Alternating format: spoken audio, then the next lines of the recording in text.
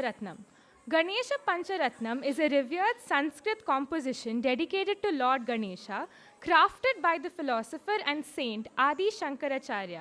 The term Pancharatnam translates to 5 gems, referring to the 5 verses of the composition, each extolling Ganesha's virtues, power, and benevolence. Reciting this sacred text is believed to invoke Ganesha's blessings for wisdom, success, and the removal of obstacles. It is particularly popular among devotees seeking spiritual guidance and prosperity.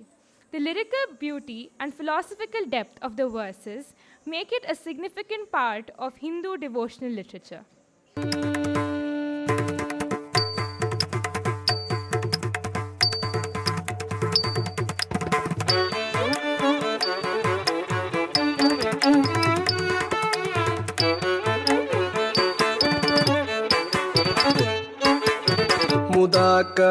मुदाकरातमोदकं सदा विमुक्तिसाधकं कलाधरावतंसकं विलासिलोकरक्षकं मुदाकरातमोदकं सदा विमुक्तिसाधकं कलाधरावतंसकं विलासिलोकरक्षकम् अनायकैकनायकं विनाशिते भदैत्यकं नदाशुभाशुनाशकं नमामि तं विनायकम्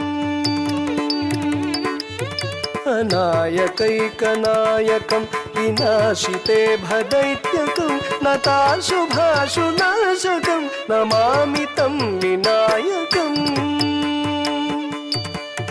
नमामि तं विनायकम्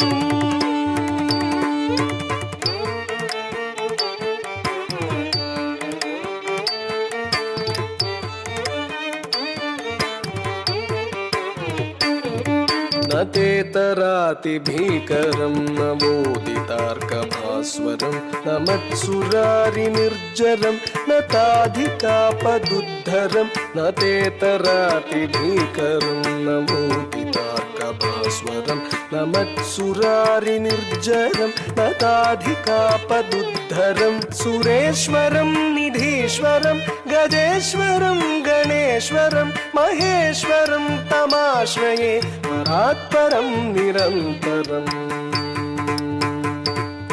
सुरेश्वरं निधीश्वरं गजेश्वरं गणेश्वरं महेश्वरं तमाश्रये परात्परं निरन्तरम् परात्परं निरन्तरम्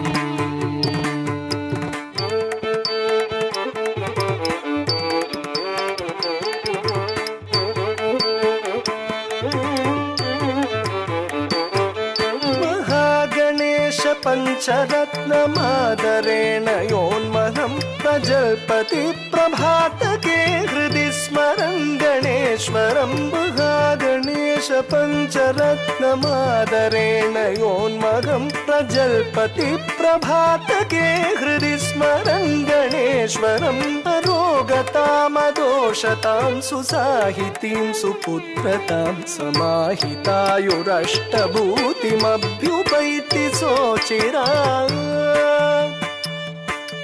रोगतामदोषतां सुसाहितीं सुपुत्रतां समाहितायुरष्टभूतिमभ्युपैति सोचिरात् अभ्युपैति सोचिरात्